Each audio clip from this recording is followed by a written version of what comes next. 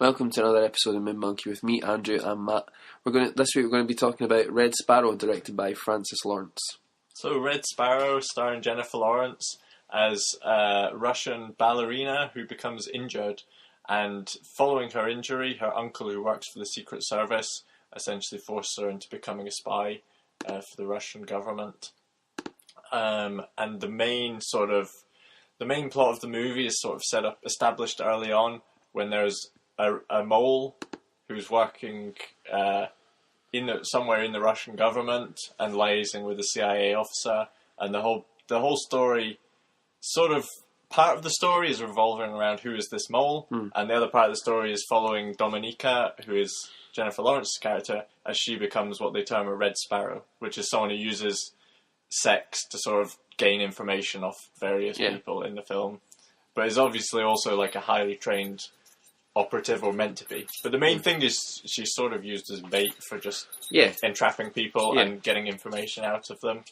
So this film is following on last year. We had Atomic Blonde, which people might draw comparisons with because it's obviously spy thriller, female lead, set in Russia. That was set in Germany.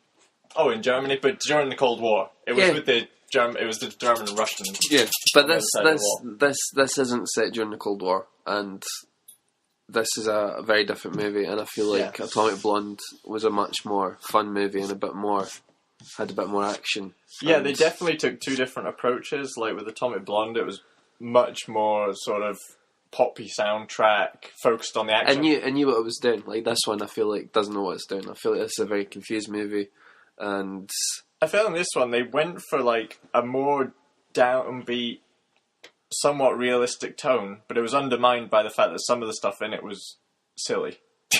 It was trying to be very realistic and sort of tense, but some of the stuff that was happening was sort of ridiculous, so it undermined the fact that it was meant to be realism. Like, it went really James Bond at points, and sort of beyond believability, I felt. But at the same time, it was trying to keep the tone sort of dark and gritty and realistic. I just felt there wasn't a lot of action. It was quite a boring movie. It's trying to bring up this feeling of like tension about who's going to betray who and who's on whose side and everything. But really, I just feel it's a very confused movie. It kind of feels like two movies for me in places as well. Like the first part is this really weird kind of like Clockwork Orange spy movie. It's a brutal.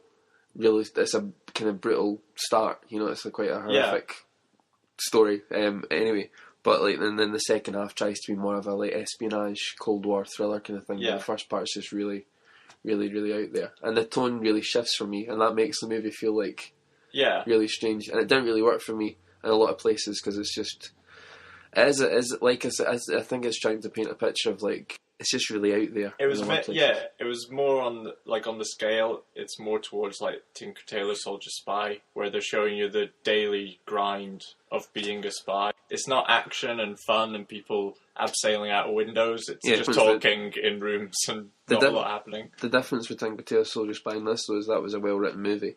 Yeah. And this is not. Well, that one had a clear focus. The main issue here was they set up the story of the mole early on in the film, and then you switched to Dominika's training, and like I felt that section of the film was pretty good, like when she was training, but then it's sort of like the focus had shifted to her, and you'd forgotten about the mole, which then didn't come back till sort of later in the film.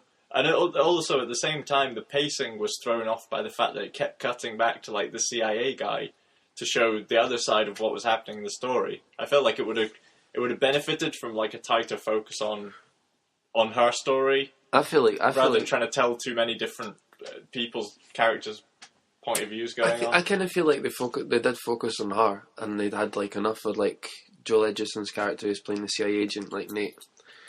But like they had no chemistry at all for me. I didn't feel like they really cared about each other, and there wasn't that, because that's the whole thing about the movie was like are they on the same side, are they going to betray each other, and for me like there was nothing there. When they were both on screen together, there was no like chemistry at all between them. And you're saying like the first part was really good, but for the first part it's like, oh, she's a ballerina and her uncle's high up in the intelligence services, but then she's just thrown in to like be the top of the class, and really there's no spy training at all. She just gets naked a lot Yeah. And she's taught how to pick locks, and that's it. I don't think she's actually told anything else how to be a spy, how to defend herself or anything like that. None of that is done. It might have been done really quickly in a little montage, but there's nothing really else there. I thought the setup of the character, because at the beginning you see she's looking after her elderly, or just sort of sick mother, and that's one of the reasons why she's pressured into taking the job, so she has the money to put her in a good hospital. She has the sort of injury which you gain sympathy for her, and then it's like her uncle's obviously really creepy and she's been forced into doing this job. She doesn't want to do it, which I felt created a good dynamic, because usually with spy movies they're enjoying their job, but in this the whole thing is she doesn't want to do this. She's doing it under duress.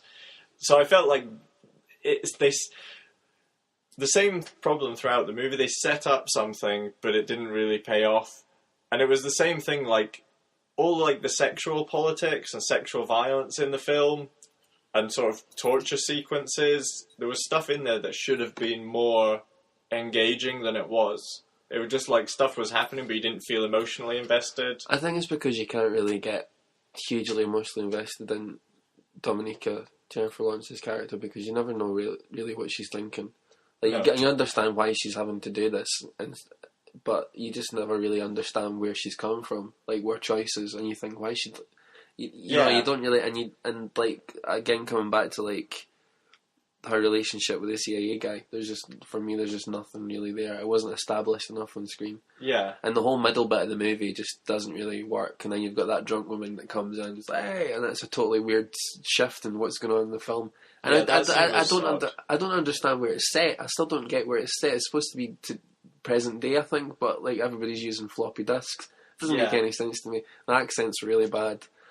The whole middle bit of the movies really doesn't go anywhere for me. It's really long, and at the end they just clear it all up in a montage because it's so badly written they need the montage to explain what's wrong with it and what's happened. And it's just, there is some really, I mean, Jeremy Irons is good. He's great. I like Jeremy Irons because he's just Jeremy Irons. But apart from that, everybody else is kind of a bit shaky. It's kind of everything tied together at the end, but through most of the film you were so confused about where characters were or who they were working for. Not who they were working for, but what their motivation was or what they were thinking. Yeah. Like you say, that you were just mostly... It was just a sensation of waiting for something to happen that never really arrived until very late on in the movie when they tied everything together and it all sort of came to fruition. But there are things in the movie that it's just like had a lot of potential, I feel. I feel like there was stuff in there that they could have done a lot with. I feel like it feels like two movies for me. Like I've said, like the first part feels like they're trying to really push the boundaries of the spy movie in it, but it is trying to repulse you. I don't feel like it's trying to take advantage of the fact that it's Jennifer Lawrence and she's wearing all these weird outfits and stuff like that, and it's not trying to go for that. It's trying to repulse you and say, look how horrible the spy world is. It's absolutely horrible. But I don't feel like it follows through with that, and I feel like it's just not well written. It's not a good movie. Yeah. Because that was one of the things. Like I felt like the trailer made it look as though like she was sort of a sexy super spy, but then it becomes apparent early on that it's largely about sexual violence towards women and her in particular, which I thought was like an interesting thing they could have expanded on, but they don't particularly, and it's sort of like things which should have been characters who should have been ambiguous or not know where they were. It was pretty obvious very quickly who was the bad guys and who were the good guys in the film. So you didn't really even have the mystery of what was going to happen at the end. It was fairly clear who was bad and who was good, and which way characters were going to go in the end. The one bit, this is the only bit that I can actually say I liked, apart from Jeremy Irons, was the opening scene where they had like the music and she was performing as a ballerina. I liked that opening, but from there, downhill. That was like the first 5 minutes of the movie. I feel like that would be, or do you know what would be a better movie? Is her getting a revenge on some people at the start that she didn't agree with, that wronged her, that she was working with. At the ballet. The revenge plot was finished. The revenge ballet movie. That would have been what I would have done. Anyway, that for me, absolutely terrible. Some twists, but do I care? Not really. Terrible movie. I wouldn't say it was terrible. I mean, it did have some like interesting ideas in there, and it was trying to do. I suppose like I give it credit for trying to do something different. Like it wasn't a copy of. Yeah, I will give it credit for doing something different. To be honest, I liked it more than I liked Salt. with Angelina Jolie, which is another movie where it's like double agents and Russian spies. High praise there. Russian and CIA spies. Better than Salt. Yeah, if you're looking for action, yeah, Atomic Blonde is probably more the film for you. Atomic Blonde's a far superior movie. Anyway, talk about Red Sparrow. Terrible for me. You think it's okay? No, I wouldn't say it's terrible. I would say it's pretty average. It's overlong. It doesn't really grip you. Yeah, it doesn't grip you. It's just sort of. I feel bad saying it's terrible because I feel like it's more wasted potential. Like there's stuff in there that you could enjoy if you tried, but you've got to put some effort in to enjoy it. So yeah, make your own movie as you go to the movies to watch Red Sparrow, and you might enjoy it. So that's it for this episode. Don't forget to like and subscribe, and we'll be back again with another review of something hopefully much better than Red Sparrow.